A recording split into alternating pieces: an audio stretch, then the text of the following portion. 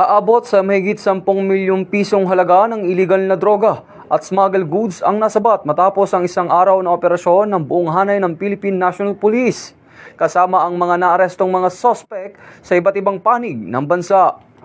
Sa Bataan, nasamsam ang 240 gramo ng shabu na nagkakahalaga ng 1,632,000 pesos at naaresto ang isang sospek. Sa Quezon City naman, nakuha ang 200 gramo ng shabu na nagkakahalaga ng 1,360,000 pesos at naaresto ang isa pang sospek. Samantala, sa Tinglayan, Kalinga, sinira ang 27,000 marijuana plants na tinatayang nagkakahalaga na 5.4 million pesos. Sa Zamboanga City naman, naharang ang smuggled cigarettes na nagkakahalaga ng 1,661,700 pesos at naaresto ang 2 lalaki. Sa Kubuan, umabot sa 10,053,700 pesos ang halaga ng nakumpiska ng mga otoridad.